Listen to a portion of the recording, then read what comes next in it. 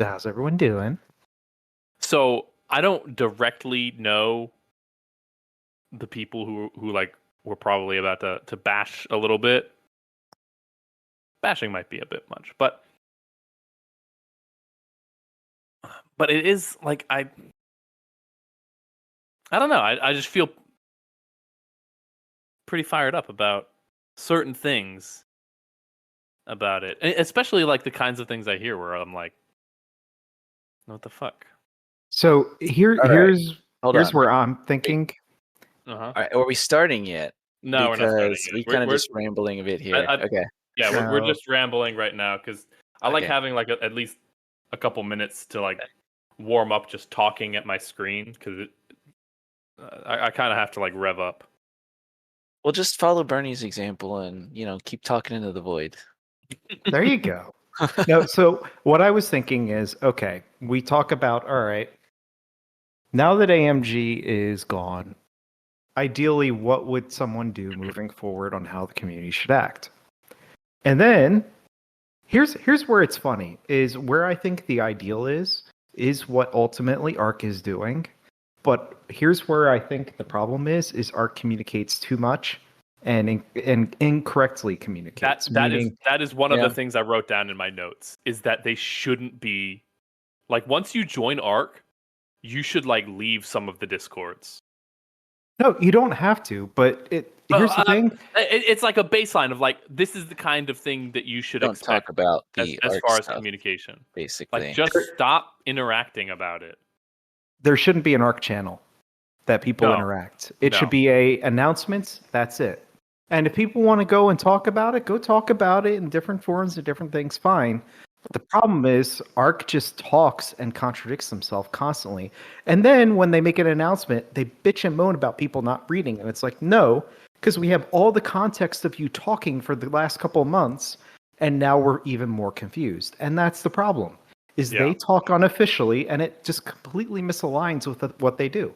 And the other weird thing is the people that really need to know what's going on from, let's say, ARC or other groups is really the TOs, because the TOs are the ones who need to actually like put this shit together and support the local communities. Yeah, they do post in the TO Discord because that's one of the few Discords that I'm actually in. There, but there's a difference between saying like, "Hey, this is what we're doing," and I don't know, at least yeah. They really just kind of post their announcements a bit early.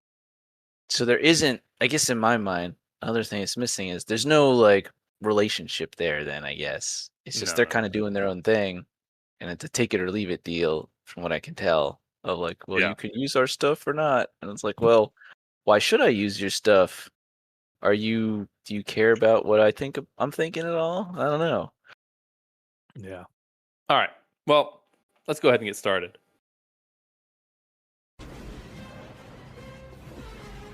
Target, maximum firepower. Brace for impact.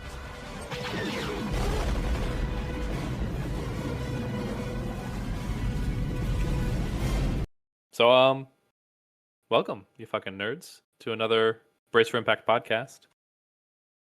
Thanks for listening. If you like our stuff, our videos, our podcasts, consider subscribing to like the YouTube channel, or putting a comment down, tell us what you think, and consider supporting us on the Patreon. Now let's get into it.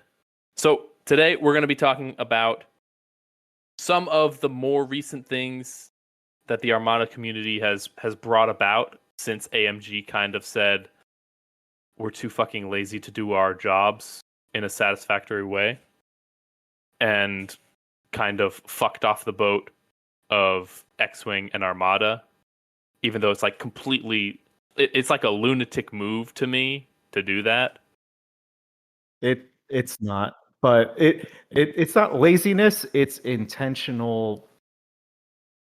I'm getting resources from my company and taking things over, and I don't give a fuck about these games, and I only care about the ones that I started. So I'm going to take the license and screw everyone else as I go. But to me that is the same as laziness, because you have this thing, this product, and you are choosing not to support it and develop it.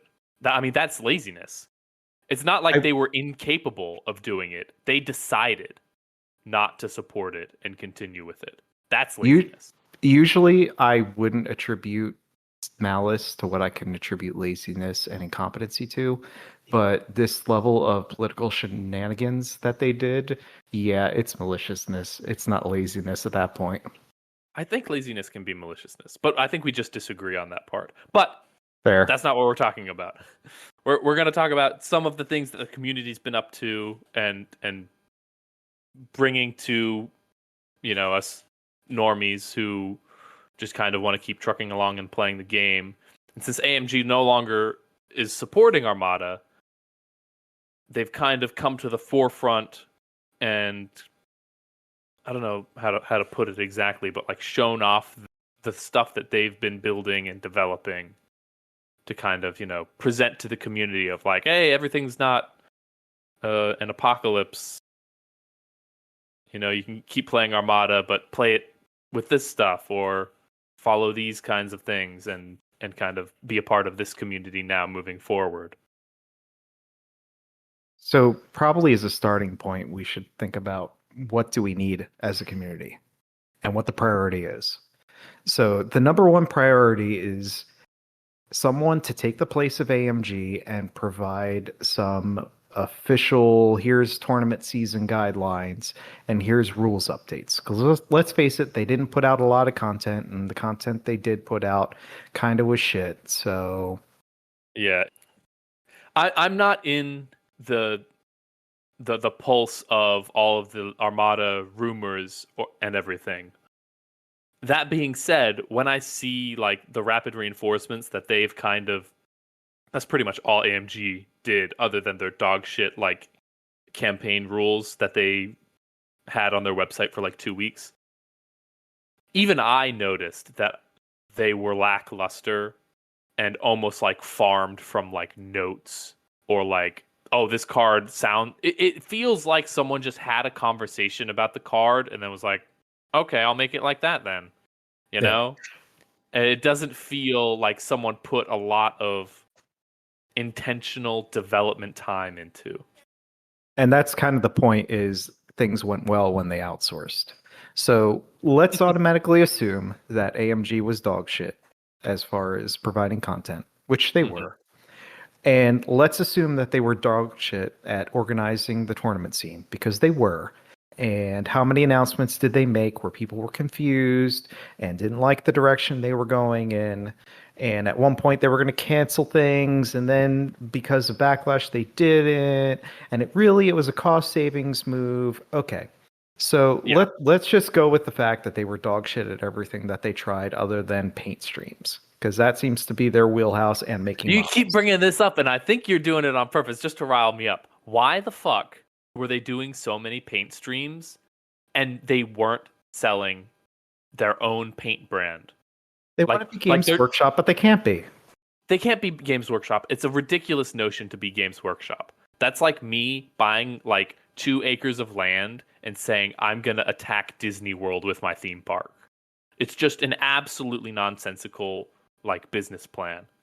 But I mean, they're doing a paint stream, painting all their models, and which essentially means they are promoting another company's product because they don't sell their own paint range. And not only that, they're wasting everyone's time and their own time because they could be developing all the games they got, and instead they were just doing all these fucking paint streams. And let's not forget Asmodee's wonderful idea when it was with FFG that, for Legion we're going to have paint kits, and we're going to get was it Army Painter that helped them out? So yeah, it was Army Painter. They've tried it, they failed at it. So no, this isn't what we were trying to go for. This no, we were trying to yeah, we got off topic, but essentially we're focusing on the kind of like community built organizations that have kind of cropped up. And I think the first one I want to talk about is the Armada Legacy, which is more of like the homebrew organization that is kind of cropped up. Because I know for almost like fucking the last decade, if you wanted to find some like homebrew cards or like templates, you would go to like the Kuat Drive Yards website, and it was just an endless number of pages of everyone's. There's like 95 versions of like clone Z95s on KDY. But since then, it seems like there's been this Armada Legacy, which I think is the group that AMG outsourced to for all of the rules and points changes for their final update. I think there's a mix of people in the community that might have provided some input on that.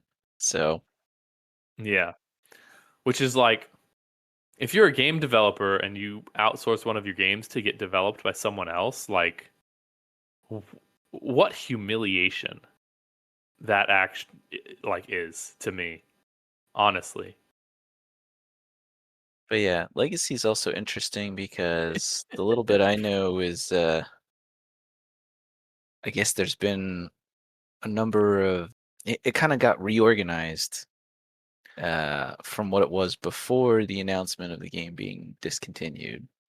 So I don't even know who all has been involved with that even before, because that, I mean, the homebrew groups have existed for a while. There's been a ton of people interested in it.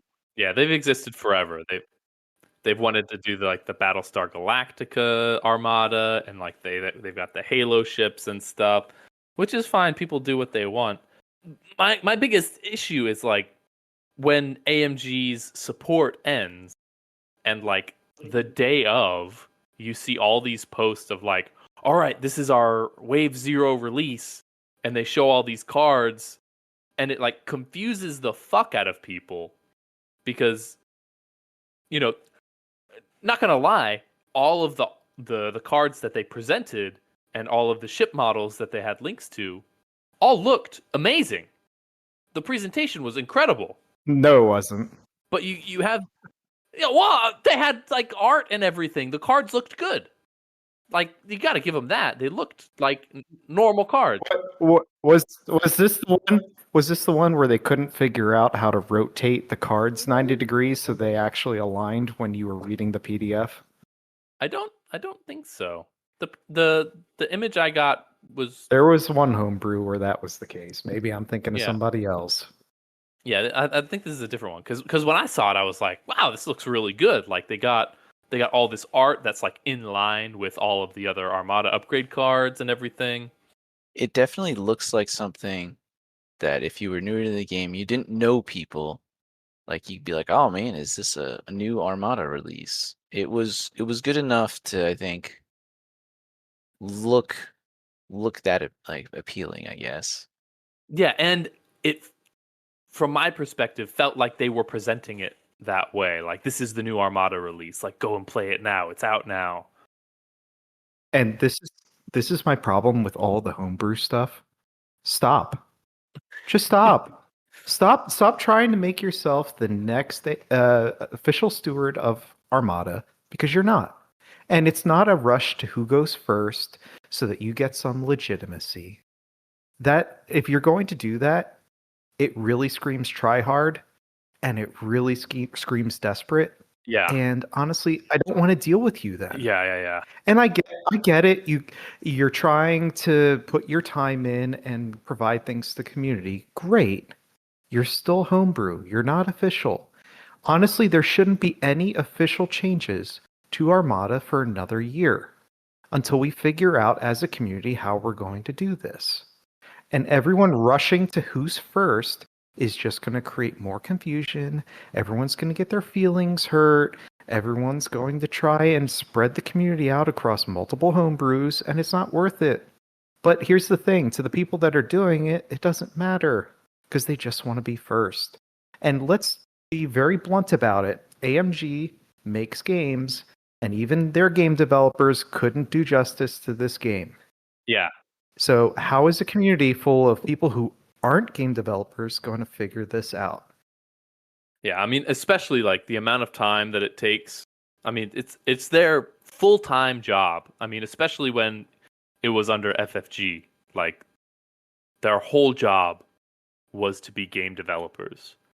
And I just kind of question the notion of the people behind, these communities, who I don't know, by the way, and have never interacted with. But of the stuff I've seen, I don't know how many of them are actually board game and tabletop game developers, like as their job. I think you will. There'll probably be people who will make comments about how, and there is certain things I've seen where it's like, well, there's people who are previous FFG playtesters and worlds winners and other things like that. But it's Yes.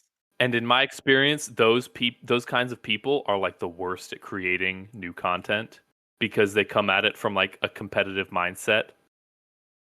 so there are things to get into with that I guess it's the kind of creative versus rational approach to creating or making new things.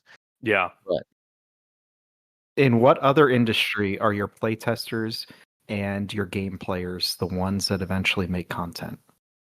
Yeah,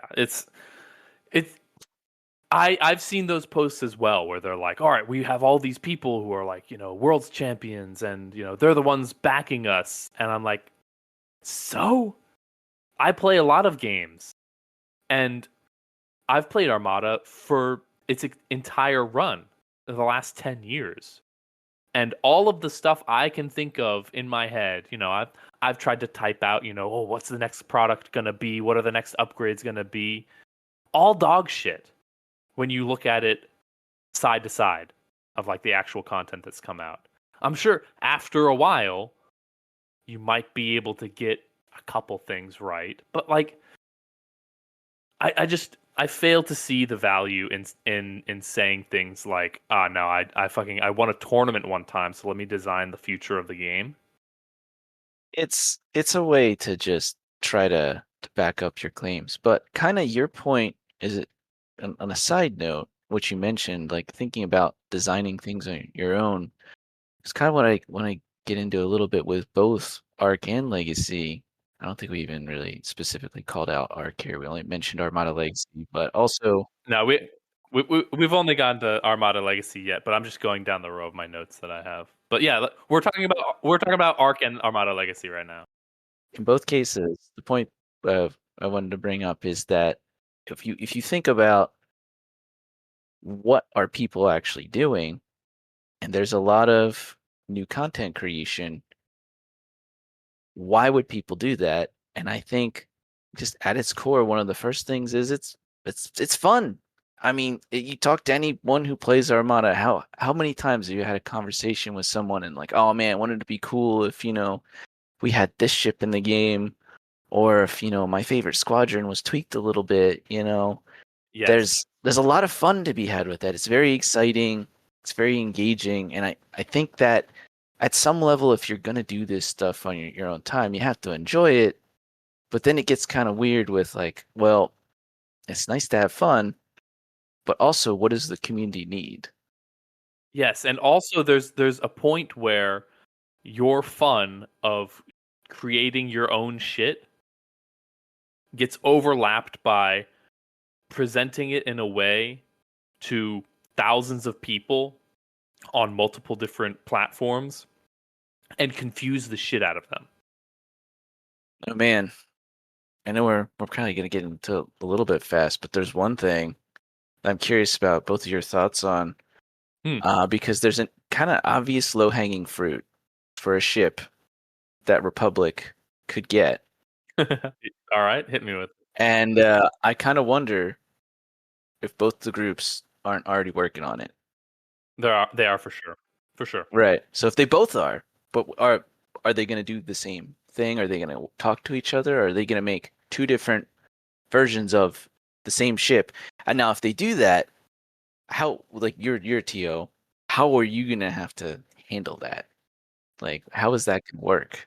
So for me, if you're listening and you don't know who the fuck I am, I'm the TO for Orlando, and from my perspective, if a majority of the players who come to the tournaments request a certain variant of the game to be played, whether it's Sector Fleet or Suma of all things, as obnoxious as that game style is, or Arc or Armada Legacy. Like, if a majority of you guys come to me and say, hey, we want, like, in the future, one of these game styles to be played at the store, that's what I'll do.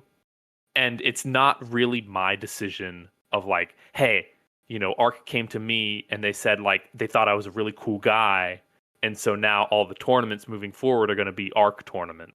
It's kind of up to the players that come to play in the tournaments I'm hosting to determine the game style that we're doing. But you have the same ship. Yes. But with 2 different variations. So what if someone just kind of shows up with the other one? Yes. In that instance, I would point to whenever I do an event posting, I list out all of the rules references and, rapid reinforcements rules that specific tournament is being held under. So even when we play Sector Fleet, I will link all of the Sector Fleet rules, and so that it avoids confusion that you're talking about. Because if they come with their Architans, and I'm like, hey, that's a Legacy Architans, and in the event posting, I've listed that this tournament for this month is run under the standard AMG rule set up to rapid reinforcements, like, what was it, the third one that they did last? So that way it can be very concrete and clear, and obviously, I can't control whether or not people will read the event posting that I put up, but at least I have that as like a fallback plan. Yeah. So you're not too worried about different... No, I am for sure. You are? Okay. You didn't make it sound like there.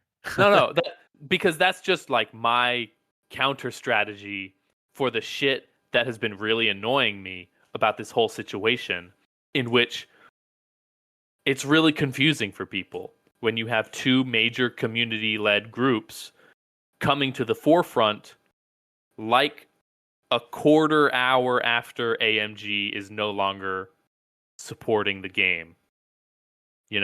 It's fucking annoying. I'll put it plainly. So here's the thing. If communities want to have homebrew and want to test out homebrew, great. But this idea that there is going to be an official thing moving forward and we need new content, that's going to cause more problems. And you're discussing it right now. So I think the best thing for everyone is just, hey, if you want to make your own homebrew, great. And we're all going to see it. And we're all going to maybe say, oh, that's cool. Maybe I try play test it with someone that agrees to it. But for now, Armada should just remain Armada. I mean, this game hasn't had a lot of new releases. We went through so many droughts over the period of time that this game has been in existence. Oh my god, yeah, like it's not that bad. Like, Chris, you weren't here for this, Chris, but like there was a period of time where they were struggling to develop and like package and ship the SSD. We didn't have new content or even a new article for like 2 fucking years. Nothing. And then the SSD dropped, and it was kind of worth it, because it came out and it was like a lot of fun, and it wasn't busted broken. It wasn't extremely weak. The SSD has always been kind of middling, which I feel like was worth the wait. Yeah, and it's interesting too because we did just have a pretty major release, honestly. It's the other things that the channel's been talking about here. And holy shit, that is the next point on my notes, where why are you all rushing for new extra content? We just had a massive points rebalancing and errata to a lot of existing cards for all the factions. Like just a few months ago. Like when was it? Like fucking February or something? I think so, yeah. Yeah, and it's brought a lot of new life into cards. There are a lot of lists that I've had that all of a sudden were a goof list that are now becoming viable because the points worked out. There's going to be a lot of meta changes, and changing things up constantly, you're never going to let the meta settle down. and understand where you want to go next. And that's been one of the great things about Armada is FFG, whether purposefully or just by luck of how things worked out, did a slow cadence and was able to slowly adjust the game and make sure that things weren't broken. It's interesting too, because I am a relatively newer player, and even like from my perspective, not having played as long, that new major release in a way kind of didn't have a huge impact on my list building because there is so much to Armada. Like a new player, there's already so much there for you to explore and try out. It's crazy. Yeah, and that kind of brings me back to my major point of we just had a crazy change to the game with the points. And you're trying to tell me that you're so starved with Armada content that this points rebalance you haven't bothered to explore yet and see how it affects the game, and you're just going to ship out whatever the fuck you want? You haven't taken into account all of the things that this major change has affected. Like, have you even played one game of each of the factions since the new points rebalance came out? Have you? Because I haven't. There are still cards that I want to play that now have new life because of points adjustments. But the one thing that we haven't touched on, we talk about the qualifications of people on these things, on these groups, and it's, oh, yeah, I won a Worlds. Yeah, you know how that went when FFG decided to let people who won Worlds design cards? How many of those cards got banned or had to get point adjusted or had to get hit with some kind of nerf bat? Let's not delude ourselves into thinking that's a qualification for designing cards because it's been proven false. Yeah, and I know that idea is correct because when I think about creating cards when I'm playing a game and I'm playing Separatists, I fucking love Separatists. I love their mechanics and their play style. But every time I'm like, oh man, let's just have a Vulture commander, you know? Where I can roll the red dice with the Vulture, take a damage on the Vulture, and like re-roll a crit or something if I get it. To me, it's cool as fuck. But I have no reference for how absolutely busted that shit would be. Well, you have a play style that you like. Yeah. And you have things that would help that play style that you want to see. And everyone is going to be biased for their own play style, so it's not good for the game for everyone just to decide, I want this because I think this is missing. Exactly. It's not going to work. It really won't. And also, like, one of my major gripes, specifically with the Armada Legacy Wave 0 release, is there's a certain predisposition, like a certain way that the Armada releases have structured themselves, where if you aren't taking those kinds of things into consideration, like one ship for one faction, one ship for another faction, each ship gets its own ship-specific commander, and then one new upgrade for each slot, and then each ship gets at least 2 titles. That's an example of the structure I'm talking about. If you're not following that, it's kind of difficult for me to relate to your development cycle because I don't think that you are considering those kinds of development opportunities for Armada. And that's why Rapid Reinforcements was so bad. It didn't feel like new releases. It felt like patches to an existing game.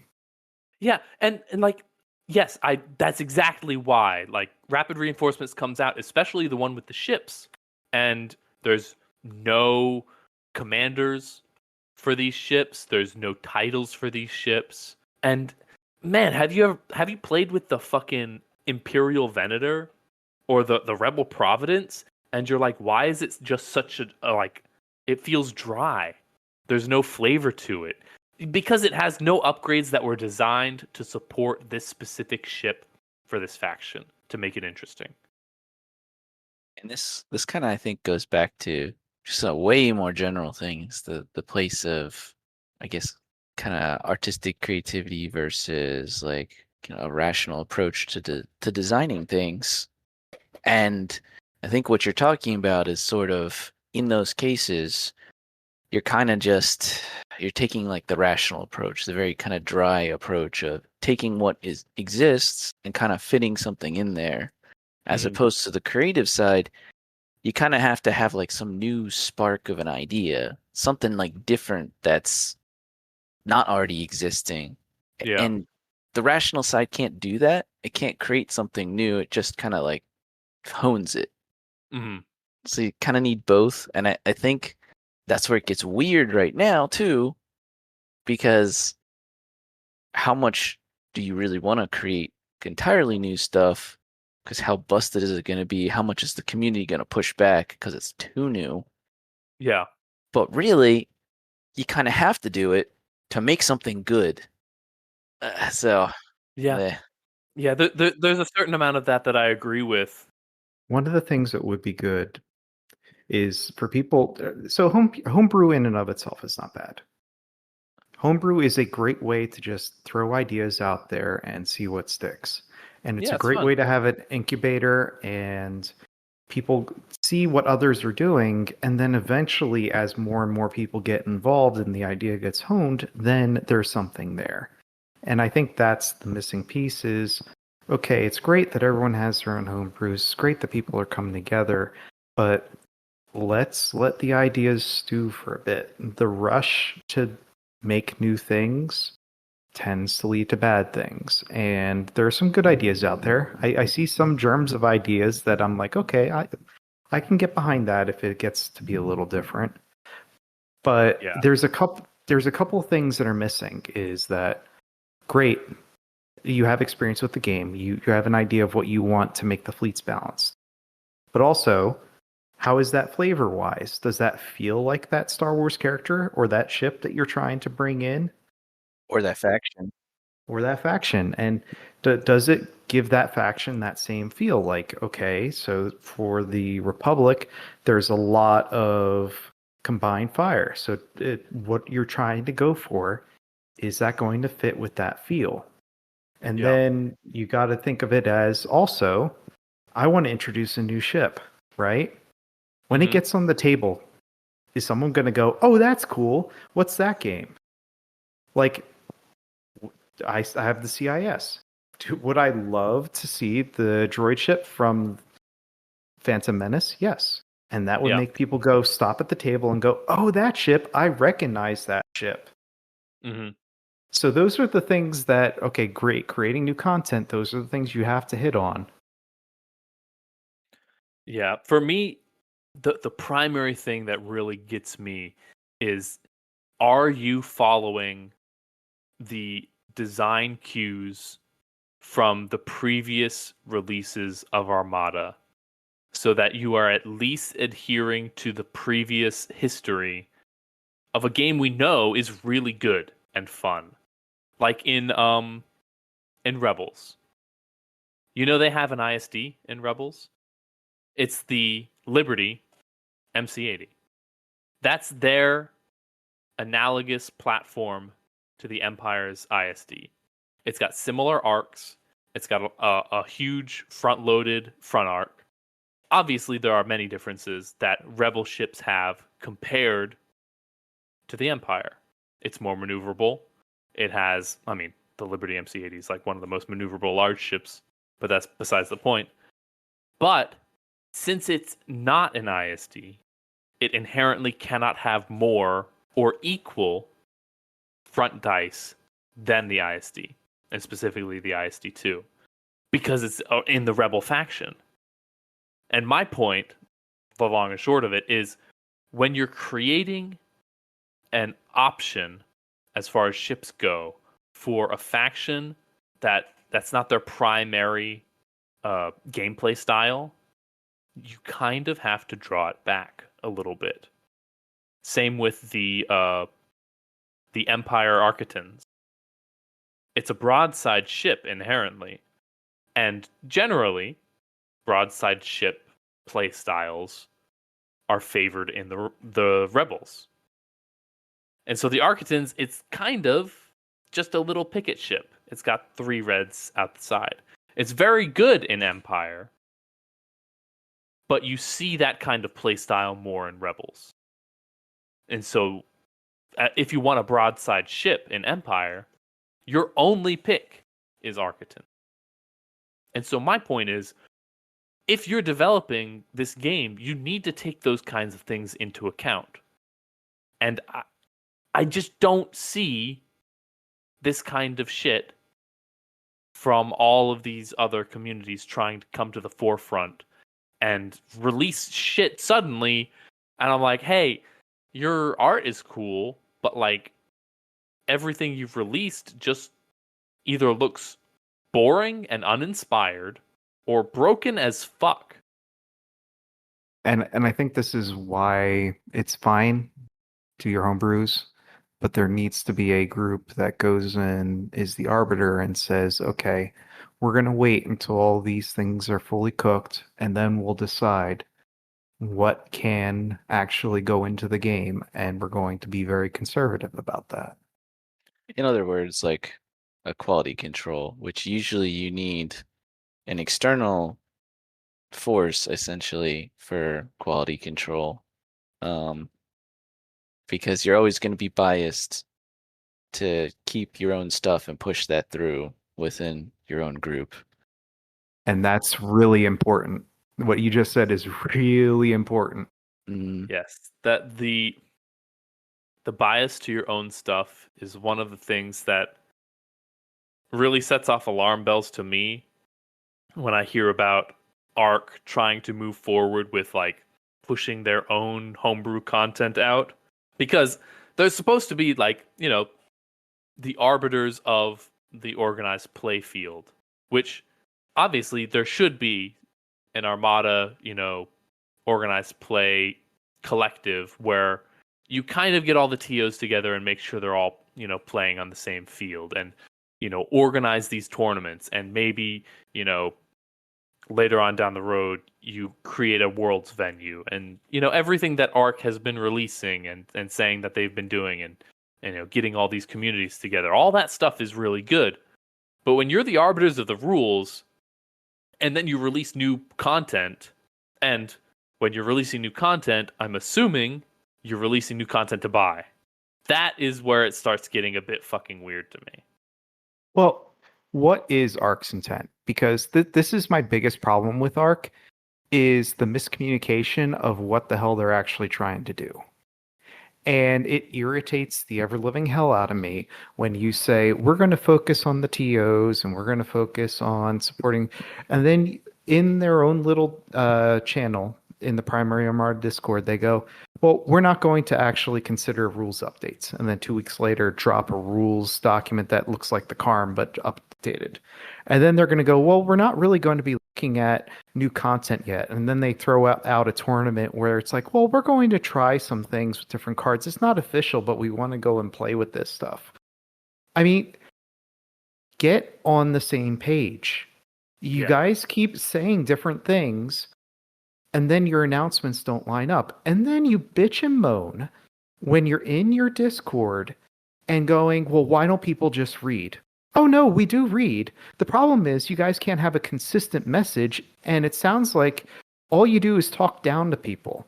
And so when you constantly contradict yourself, don't be surprised when people don't want to deal with you and complain about what you're doing. And also, like, if your primary form of communication is sending posts and messages in the Discords, you're not communicating effectively. Because for one, Discord's like one of the worst forms of making like any kind of communication at all, just because the way it just scrolls through for infinity. So you could be responding to like 5 people for weeks, and maybe they're the only 5 people who ever see what you say. And now you're getting all up in arms about why people don't read, because you're so used to communicating through Discord, you don't recognize that that's an absolute dog shit way to communicate to people. And it's the most hilarious thing. You can just put read in the search and just go through all the posts, and you see it over and over again. And it's different users going, well, why don't people just read? I don't know. We are reading. You guys just can't get your shit together. Or maybe think about how I don't want to read all this shit. I actually joined that fucking Armada hub like a couple weeks ago because I wanted to see if I could fucking post in there. Obnoxious. There are hundreds of messages every hour. I'm not reading that shit. I'm not going through and looking at these chronically online fucking nerds post about whatever the fuck. It's too much. I don't have time for it.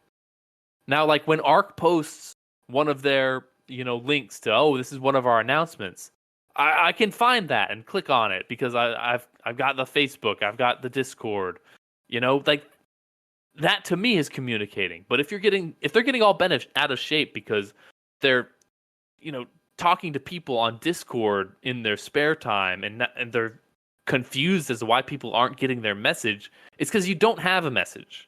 You're just chatting with a bunch of fucking nerds in their house, and you're not putting anything out there that's appropriate for actual consumption. Yeah. And just to give it some clarity, I only go and look when they actually have an announcement, and just doing that, I get confused because I get to see, oh, here's their tournament, here's their rules guide, and then Chris, you wound up posting way before that, hey, we have some rules questions. Is someone ever going to work on this?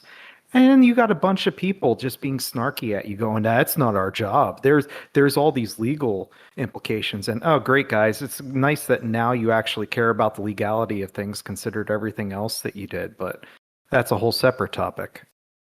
Yeah, I was playing devil's advocate a little bit there, but I was curious about what the intent was for rules updates. I definitely got at the time a feedback of like, we already kind of have some rules tools in existence, and that's good enough. And then it did change later. So it was very confusing, very mixed signals, and that definitely left I think a bad impression for a lot of people. As obviously you two are mentioning, they have seemingly been trying to get a little better though. But I mean, it's once you kind of take a little bit of a reputation hit like that, it takes time to actually like build that back up. Well, for me, it's like, man, if I can scroll through your messages and communicating over the internet via text is not the way to do it. You always come off as like either robotic or kind of an asshole when you start talking fervently about stuff, especially if you're trying to like get ahead of the game and be the first one out with your rule set or your homebrew. And so The really interesting thing too is just thinking of like other games, like video games and stuff like that, where companies will actually have just a community manager who was kind of like the go-between, and they're kind of just like a helpful person that kind of supports the community overall. Like I feel like there isn't anything quite like that. No like real exact go-between. And it might partially be because of the idea that there are certain people in the community who are just really well known, and like if anyone needs to talk, like they're there to just chat or whatever, but that's kind of unofficial. Yeah, that's still just some nerd in his room. Yeah, exactly. You have to already be in the know at that point. And it kind of advocating for the nerd in his room that has to respond to all those people. When you do that like 100 times, you kind of get worn thin, and you're like, come on, guys, why aren't you fucking reading? And the answer is because I don't want to go to the past 400 messages that's been put in through the Discord today. That's why I haven't read, because I don't have the time to do that. I don't fucking want to.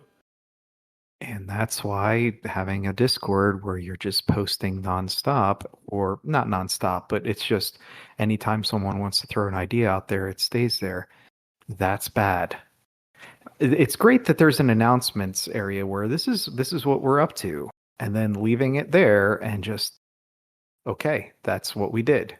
But as you keep trying to go and communicate and clarifications and responses, that's where things get dropped.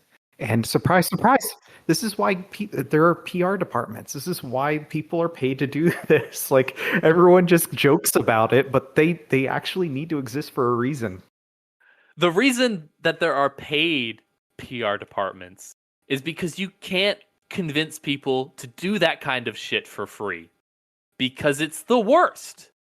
And if I was like Arc or Armada Legacy, just don't communicate in those chat channels. Oh, like if you have something about Arc you need to disseminate and someone's asking about it, don't respond. Write it down and add it into a post article and just collect them all and address them in a couple weeks. You don't have to immediately respond to every nerd who asks you. Not every nerd. However, I do think it's good to at least be engaged with like the TOs, or the community leaders. Essentially, is what TOs really basically are. That the people supporting Armada in all these various places. Mm-hmm. So it would be good for there to be a relationship or a connection there. It sounds like, Chandler, you mentioned there might be something sort of there, but Yeah, because I'm in the organized play Discord, and that's one of the few Armada Discords I'm still in, and they do post in there, and but it doesn't seem like they're posting in there for like our fucking opinions. It's like, hey, we've done all this stuff, look at it, and then nobody really responds in there. So I don't know how active a community it is, but kind of one-way communication then, instead of like representation or anything. yeah. It's not like, hey, what do you guys think about all this new shit we're doing? It's like, hey, That'll go well. I mean, yeah, but it's not a good look when you spend all this time trying to get people excited about your new homebrew or your new organized play, and you are exhausting yourself explaining and justifying why people should be excited about it, that it kind of starts making your whole brand look bad, because you start coming off like an asshole.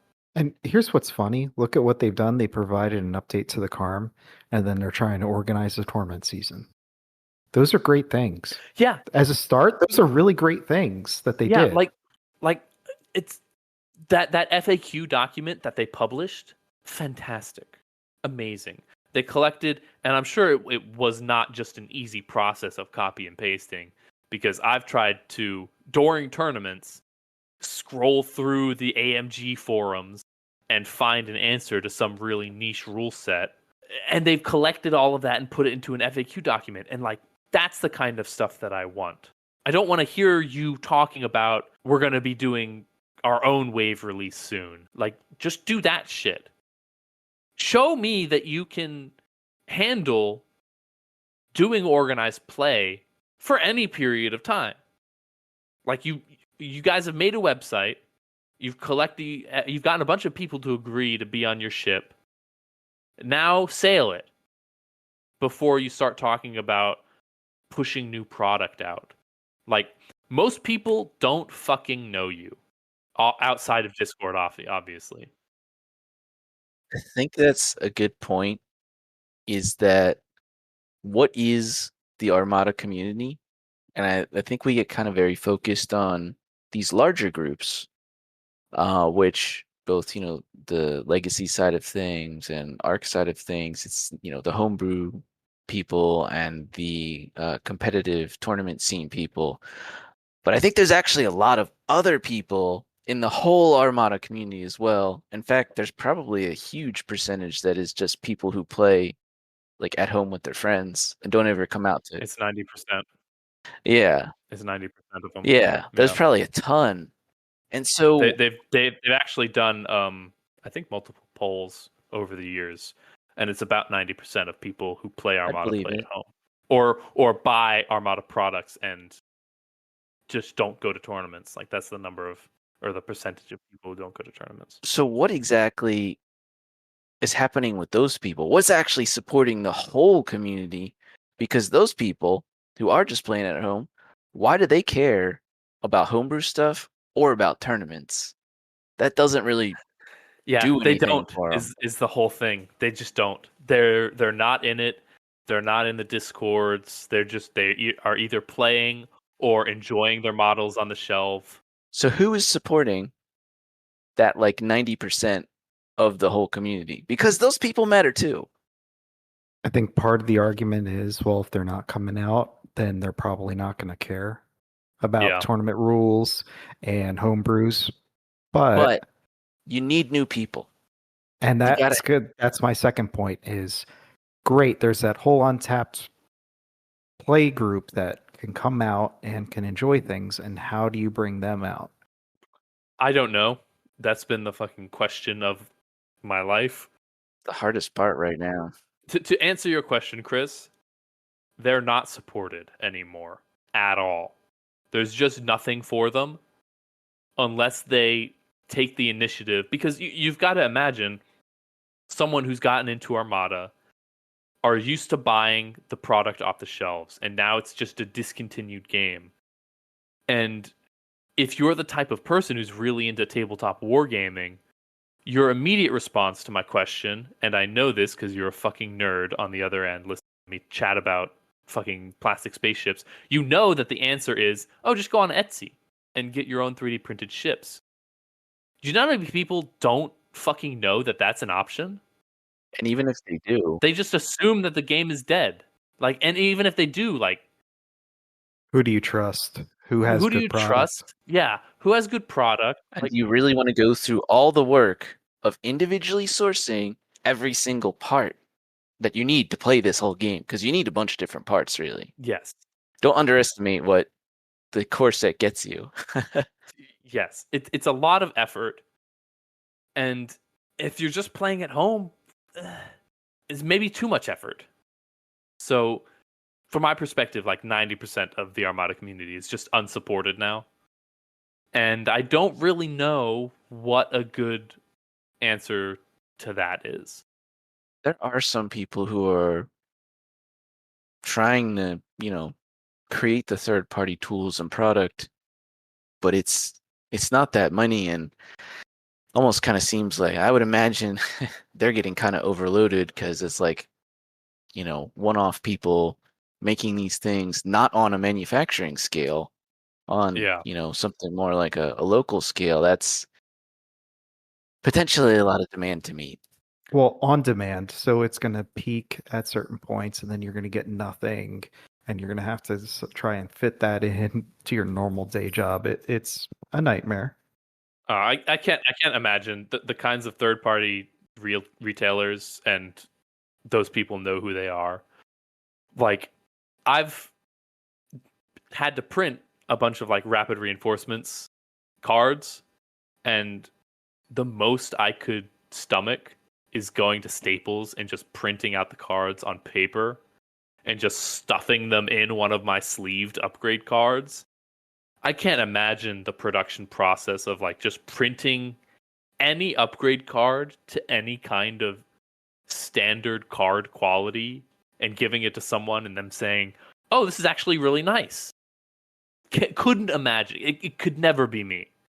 Yeah, and this kind of highlights also the one area where there isn't a large group that's doing something helpful for this. There's not much that's really that well organized for bringing new players. I do actually think that Legacy is a little better aligned for this. They have multiple people who are better at that kind of thing that can help kind of create the tools to bring people in.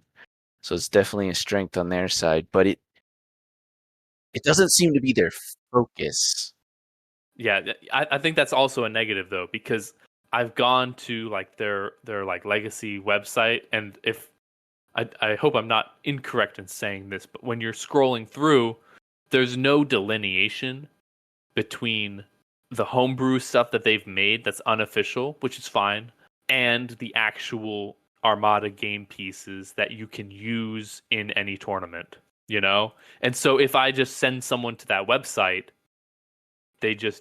it's hard to identify what you can actually utilize and what is just stuff that they've made up. Right. Which kind of gets to be a little slap in the face for a new player potentially too. If they're not having their hands held by someone who knows all this stuff, and they see something that's cool, it's oh man, I really like the lat. It's like my favorite Star Wars ship. Yeah. I obviously I'm gonna get that and want to just play it in like regular games with everyone else. And then you get that ready, and Yeah, and they get all excited, and I've got to be like, hey man, like the stuff you brought is like not real. It's not in any like kind of tournament rule set, so I've got to be like, you can't use it, and it's fucking awkward. And it hasn't happened often, but it hasn't not happened. I've had it occur a couple times where I've had to tell people like the ships that you're talking about, you can't actually use those in this kind of tournament. And it sucks, especially when you invest the time, either print the ship or buy the ship, and bring it expecting to use it. Especially to a tournament where you're only bringing kind of your necessities. And now you suddenly have to like walk out and fuck off because you followed like some homebrew card you found. Like, it sucks. And I don't like doing that. And for me, like the confusion of what you can utilize and what you can't is the point that annoys me the most. Especially when we were talking earlier about AMG said shit is no longer supported. And then we have, these groups that are saying, this is our wave 0 and this is the new shit. It fucking is confusing and I don't like it. Yeah. The other thing that reminds me we haven't really touched, we kind of mentioned a little bit about with timeline is that's kind of crazy to think. So really, AMG discontinuing, it was like almost right around a year after they made the announcement that they were going to end the game, right? And so I think it was much longer than that. It was like 2 years or something. Yeah, because they were like, there's going to be no more future content, and everyone was like fucking big sad I thought it about was it. about a year ago. Yeah. And I don't know. So maybe 2 years is a little easier to swallow, but it seems to me like a lot of the content that was developed over the course of roughly a year. And that is a blazingly fast development cycle for new product, and new product that you have to integrate with an existing system as well. From my perspective, and if anyone listening to this has more knowledge than I do, because I admit ignorance to this, from my perspective, AMG didn't develop anything for Armada. I'm not talking about AMG. I'm talking about the Arc and the Legacy groups. Oh yeah, that is a breakneck speed for sure to develop Armada content, and then to like present it and say, no, we know for sure this stuff is good. I can't believe, I could never believe someone telling me that they have a true quality product for something that has to be relatively complex to design in that time frame. It just doesn't make sense. It's like how does that work? Oh, yeah. And the stuff that I saw from Armada Legacy, not to just completely call them out and say I didn't like what they put out, because obviously they put effort into it, but most of the cards I thought were either just uninspired, boring, or like ridiculous, where almost like analogous to like an Anakin commander, or the Salvo Anakin, where it's like, what the fuck is this even? Or just it doesn't align with the flavor of the character or the ship that you're using. It's like that one separatist gunship that they released, the Ace, where it's like you can attack ships at distance 1 to 2 of you, even if you're engaged with squads. Like you attack all those ships. I think it's like all as well. Yeah. Like, what the fuck? Are you fucking serious? Even if you're engaged, like, who are you smoking with that agreed that this was not the most horseshit ability you've ever seen in your entire fucking life?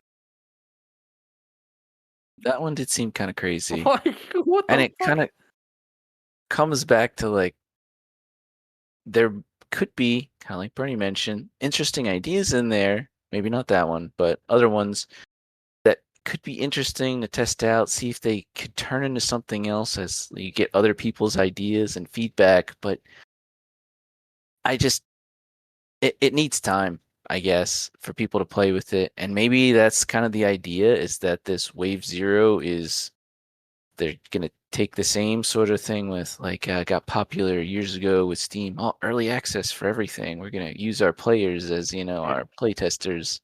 Yeah, using players as playtesters is not the fucking way to do it. Yeah, but the crazy thing is, and again, another point I did want to make with Armada is, I don't think it makes any sense for Armada to be like a live service game, because how many games of Armada are you really going to play in a year? Like, it's just, you don't play that many matches of Armada in a year unless you are like crazy into it. Yeah, and that was one of my major points when we were talking about the breakneck speed that these communities are trying to release new waves or new cards and stuff. How many games of Armada do you think they've played since the recent points change? Because I've played 20? 25? Maybe? And that's a lot of Armada in just a few months. What a reference to that. If you played a game per week, which is a pretty, I'd say like average pace. That's a pretty average pace, yeah. That's 52 games a year. I mean, that's not that many games as opposed to like a video game. Let's talk about a real, more like live service game, like Helldivers 2. That's had its up and downs and constantly gets patches and new content. But one mission in that is half an hour. And so I'm doing like, if I play it, well, I'll do the set of 3 missions. It'll be an hour and a half. And if I'm really into it, I'll do a bunch of those sets of missions in a week. And so it's many more play sessions, essentially, per week. Exactly. And I mean, all of the games that I referenced that I played since the points changes, they've all been Rebel. Just the Rebel faction. And I still haven't even touched on all of the points changes. Or created lists even that integrate all of the points changes. Just for the Rebel faction. And so you're telling me you've exhausted all of the changes to the existing content at this point? Like, I just don't fucking believe you. And the weird thing is, that's actually kind of a good thing, because it means you have the time to do the development work, because Yes. it doesn't really need to be done immediately. It's not necessarily bad to have like a little bit here and there. It does get people hyped up and it does get interest. But that's also dangerous, because people are always going to be excited if you dangle something new in front of their face for a thing they like. And that can give kind of a false positive of, oh, I did something good. And it's like, well, we'll wait to see how it shakes out. Yes. I think they are overestimating how little time they have for their production cycle. And just do the initial thing. Like, especially for ARC, where they released that FAQ document, which was my favorite thing that they did so far. And just and the primary thing is they're expecting this warm reception because they've collected all of these people together and, been doing a bunch of things behind the scenes, but a lot of people, to be honest, don't fucking know who they are. The relationship isn't there. The relationship isn't there. I have multiple people ask me, what the fuck is going on? Who are these people? What are they trying to do? I thought they were doing rules, and now I'm hearing they're trying to make content. Like, what's going on? It's just too fast of a cycle that they're trying to work at. And they need to acknowledge the other people who are out there who aren't part of their networks already. Yeah, and like you, for example. Yeah, well, I don't really. And I hear, people like talking to me about Armada and the things revolving around Armada, and this has been one of the talking points for the last few months. And the way they communicate, it doesn't come off as good. It actually comes off as really bad and damaging to the way I perceive them. Because they're communicating to people I know and have known for years. And so when those people come to me and say, "Oh yeah, these guys, they were talking to me and I don't know, they just really put me off," that sends up red flags in my head. Why? And it brings us to our other point of stop fucking communicating so much over Discord and just acting like you can participate in the way you used to when you weren't trying to create this rule set collective and organized play. Yeah, it's a typical also growing pain for transitioning from a regular role to a leadership role, at a company or something. Is that you just cannot treat yourself in the same way you used to. You just can't. That stuff's gone. Stop thinking that you can participate in the way you used to, because you are going to sow confusion. Every word that someone from ARC is going to say, no, I think I really like this ship and, maybe we'll work on that someday. Just one line like that can sow complete confusion to people who misconstrue it, who might not even be talking in the Discord. They're just like me and they just scroll through occasionally and they're like, "Oh shit, they were saying they're going to do a squad pack or something when that's coming out." I'm like, I don't fucking know. What are you talking about? They're the rule set collective. They're not supposed to be doing content. What are you talking about? It's weird. I think we've beat the dead horse. Calm down, pace yourself. You don't have to make new content. You just have to do the basics. Baby steps to maybe a points adjustment after this current one is all settled out, and then curate what's out there for your homebrew, see what works and what doesn't. And I mean, to do the reverse perspective, I don't hate the idea of having new ships and new cards and stuff. I like it. But if you're gonna do it, it has to be really good. So take the time to make it good and do the main thing you said you were going to do first. Don't try and double dip and then fuck it all up.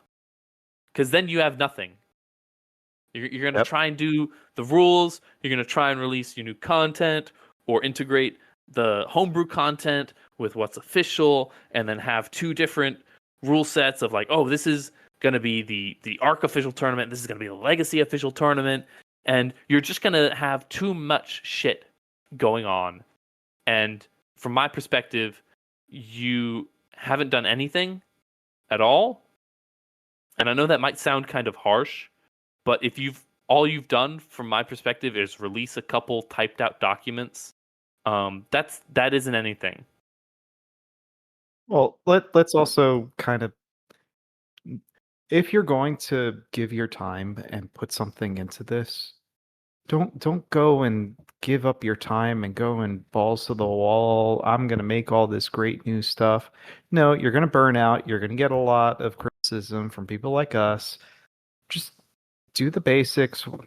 The community isn't asking for you to do ridiculous things. Keep that in mind. Yeah, I mean, is there really a clarion call for new content right now? No, we've always accepted we're not getting content very much. So that's kind of the shocking thing to me. It's we always knew that Armada had a stepchild that was always going to get slow boated everything. I mean, I fucking know it. God damn. The production cycle for FFG was slow as fuck. And also, it's such a good freaking game that it stands on its own for the most part. All that has worked out in Armada's favor. Yeah, it's just one of those things. You have the time. Stop rushing. There are so many things that you can be doing. And also to Bernie's point, like there's burnout that you have to account for. Like how much of all of this criticism can Arc take or Armada Legacy before they're like, fuck it, I don't care. I'm not even getting paid for this. Fuck you guys. And then you just leave. How about first, instead of trying to fuck with the whole meta, just show that you can do organized play for any period of time. And then, maybe in a year, you start talking about making additions or rules changes or points changes to the game. Instead of rushing and releasing a bunch of stuff that's not coherent with the design structure of Armada, or that's, really skewed to one faction or another, or just boring. Do you know how many boring fucking generic squadrons and ship platforms we have in Armada right now? Yeah, all of that was developed by people who it was their fucking job 40 hours a week to design the game and make people buy it. And a portion of the game is just generic and boring. And so you have to convince me that you are able to design better than the people who were fucking paid for it. So, an updated collection of rulings, a new tournament season that goes beyond my expectations. Kick up your feet, take a win. See you next year. And that's our show. So thanks for listening to our little bitch fest. I think we got some good jabs into AMG right there at the end, or at the beginning. We've been saying we were just going to unload on AMG, and I think some of that over. Some of that bled into it. Just can't hold it in. I can't. They really fucking pissed me off, and like, just the amount of. I would like to say it's very fitting that George Lucas started pushing towards the wills, and that's when he started going wrong, and then now we are pushed to the wills, and things went wrong, and I think that's a fitting end. That is a fitting end. Let's play the outro music.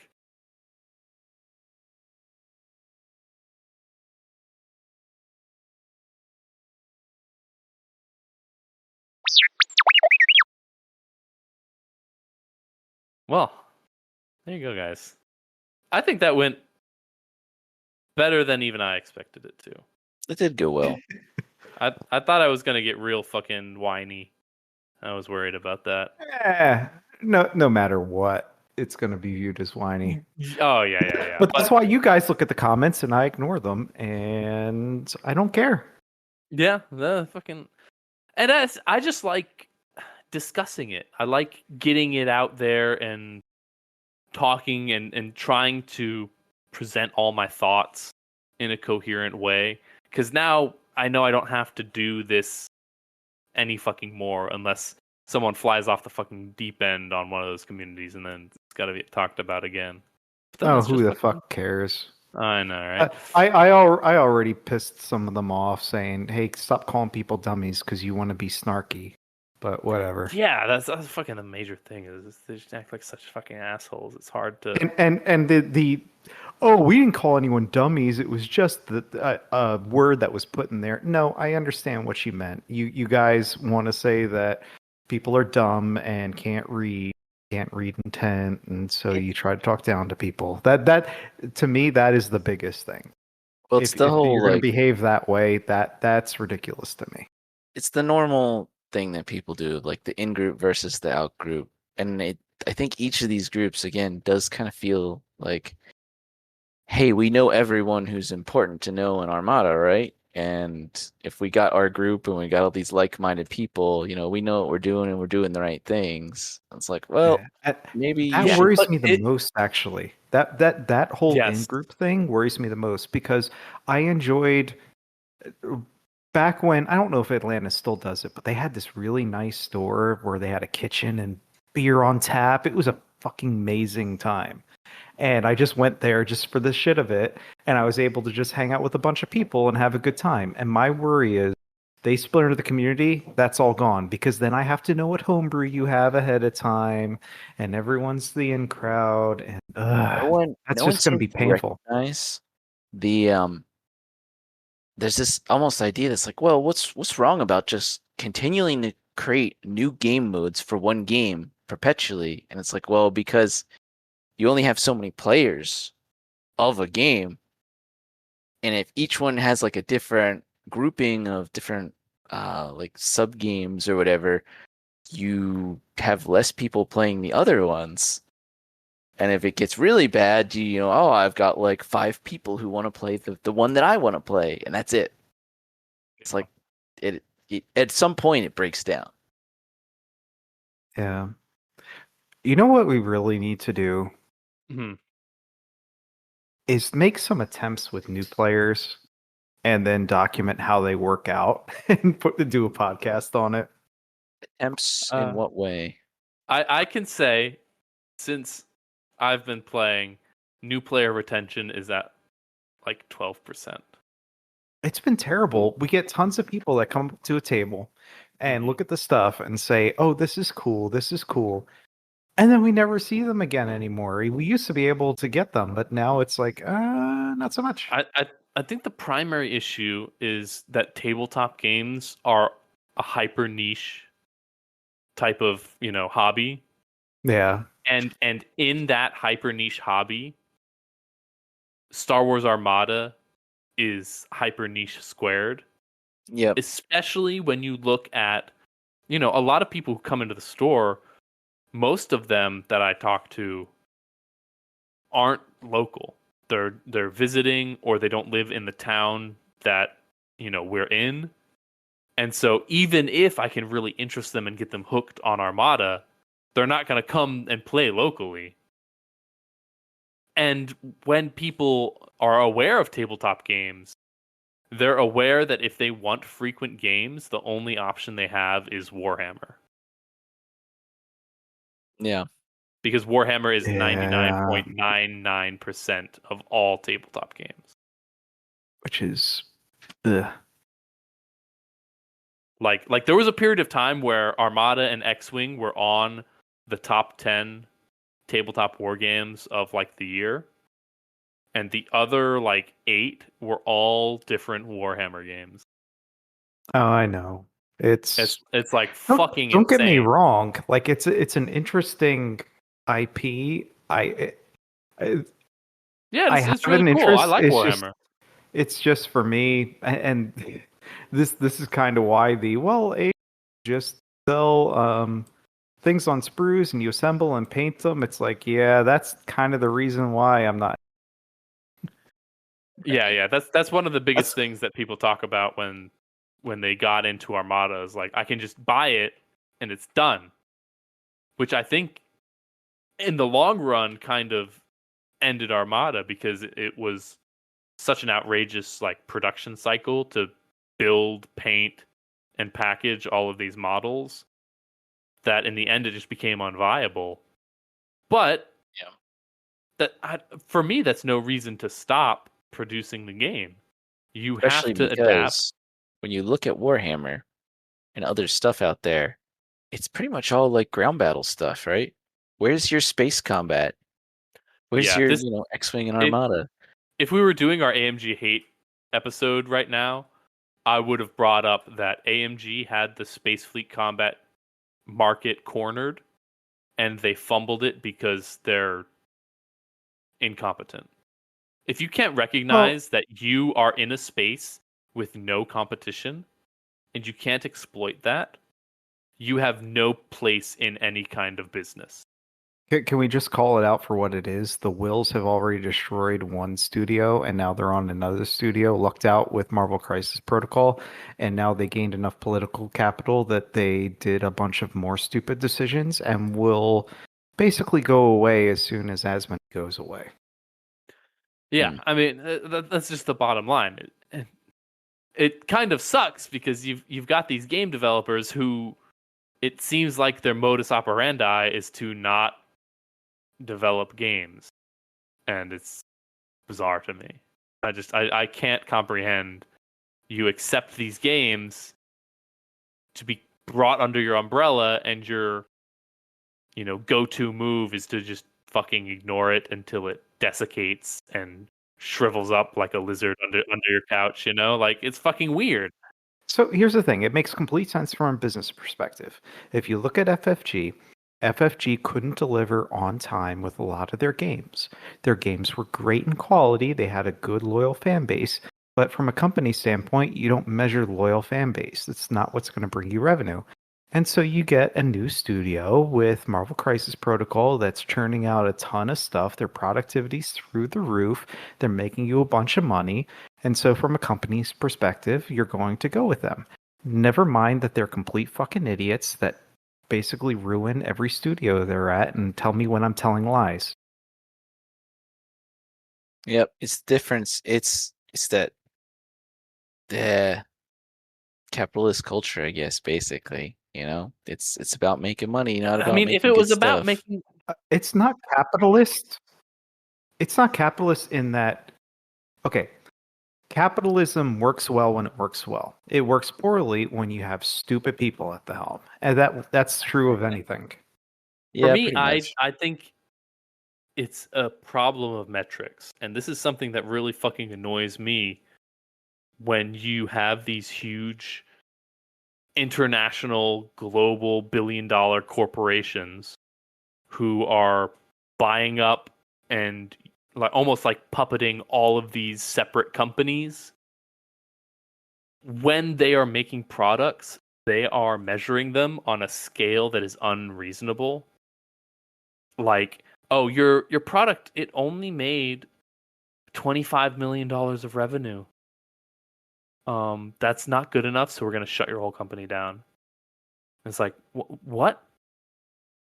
We made $12,000 of profit. Like, what are you talking about? And it's like, no, it's just unviable. You didn't make $100 million. Well, it's It's not like, even what? necessarily just even the raw numbers, but one thing that I know that gets watched very closely, at least in America, with like the board of investors, is showing growth. It's all about growth. It's not just being able to make if you can make profits, but they're just constant, steady profits, that's bad. You need to be able to show growth so the investors can get that nice exponential growth from tech companies or something. Growth is fine, but forecasting is better. So one of the things that'll happen is if you forecast really well and you do poorly, obviously you're going to do poorly. But if you forecast that you're going to do poorly and you do really well, you're still going to be looked at unfavorably in markets because that means you don't have a good pulse on your business. Right. But the thing is, again, from an investor standpoint of view, why would you invest in companies, again, that would have the steady growth versus investing in things, a couple long shot chances of making explosive growth, but if one of them goes off, you just made back way more money. Yeah, this gets into speculation versus looking at a company's financials, and Yeah. that's a whole separate topic. But anyway, and then we come back to tabletop games are already very niche and dominated by a titan of the industry that is insurmountable. Mm-hmm. So it's what do you really value? And sure, FFG again wasn't meeting schedule that well, but had the loyal fan base, and if they could stay afloat, is that really a bad thing? I think Well, FFG screwed that's themselves bad, yeah. with. I think FFG screwed themselves with X-Wing Second Edition. I think they projected that. Oh, I'll that's a go whole even boondoggle. further. The SSD. The SSD is such a boondoggle. The manufacturing, those delays, not being able to get a handle on it, and then not releasing product for a long time because of it. Yeah. So all that revenue that was supposed to come in didn't come in till later. That screwed them. Well, the SSD and X-Wing Second Edition, they must have been in production around the same time, right?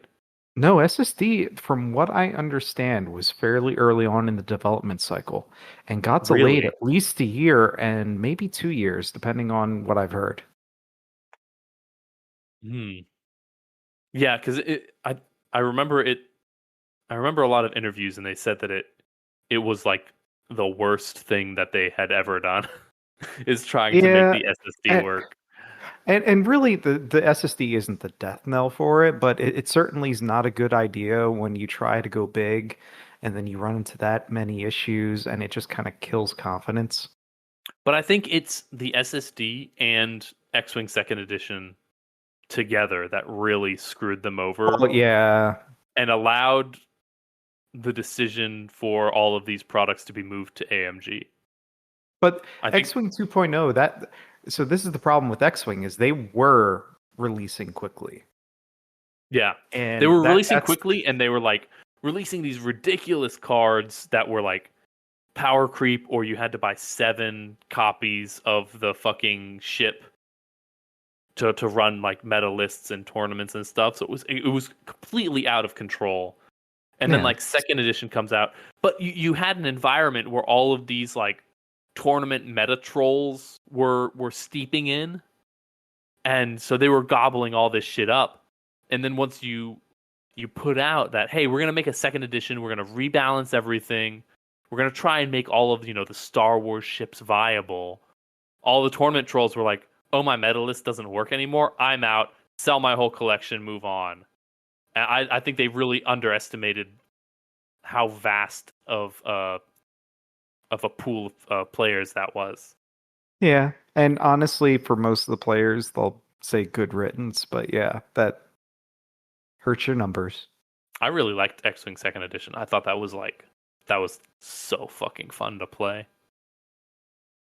But the need to get all the conversion sets is just pretty terrible. Oh yeah, ridiculous for sure. That yeah, it was a nightmare.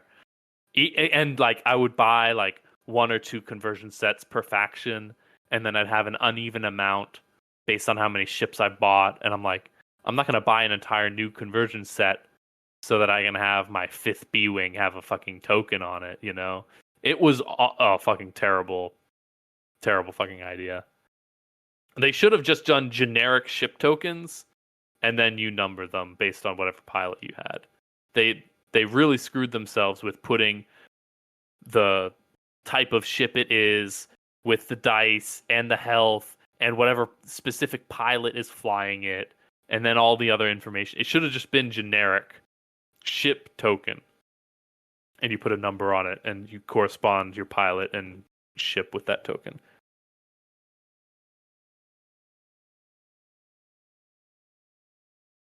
But that's all I All gotta right, say. so I think we're yeah, good. that could probably wait for another one. Maybe I'll separate these and make it like a bonus fucking episode. Holy shit!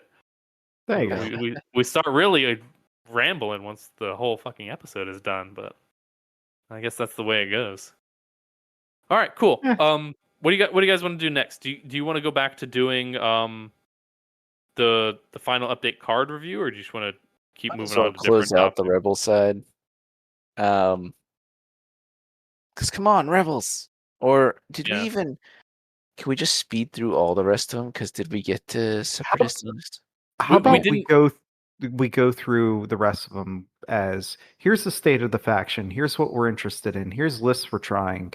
Yeah. Not going through the updates themselves, but going, all right, you can read the updates for yourself. Here's what we think is fun. Yeah, Yeah, that could be good. I like that as an idea, and I wish I could promise that I could stick to it. But man, I get so long-winded when I start talking about like really specific nuances Hey, of the cards. if you want to do that when you get into a list and go, here's the cool fucking interaction that happens, I'm all for it. And yeah, in fact, I mean, would it be worth having episodes that are just literally about neat, interesting fleets with weird, crazy interactions?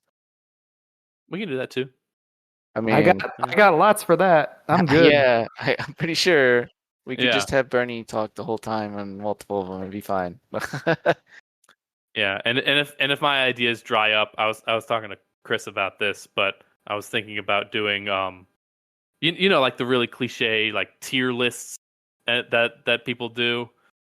Doing that with like, you know, commanders or ships, but each one of us does our own before the episode starts, and then we talk about why we think our position is correct based on, you know, where they were placed with the other tier lists. Yeah, we could do that. I think that it could be an interesting value discussion, And I'm but almost that's like at the back end actually when thinking we get about to it talking now. about. Instead of you were talking about commanders for that. Well, yeah, But just like you do commanders one time, you do yeah, I think it'd be more fucking interesting empire for. ships. That's hard to say. Maybe ships. I'd almost be more interested for Yeah, like ships and ships, squads. commanders. I feel like commanders Yeah, has yeah, been we done could to do those death. all. That's all. Yeah, but for me, this is like at the back end, like when we've Yeah. completely exhausted all the interesting stuff we want to talk about, then we'll do one of those. All right. All right, cool. Thanks, guys. Have a good one. All right. I'm gonna head out. See ya. See it.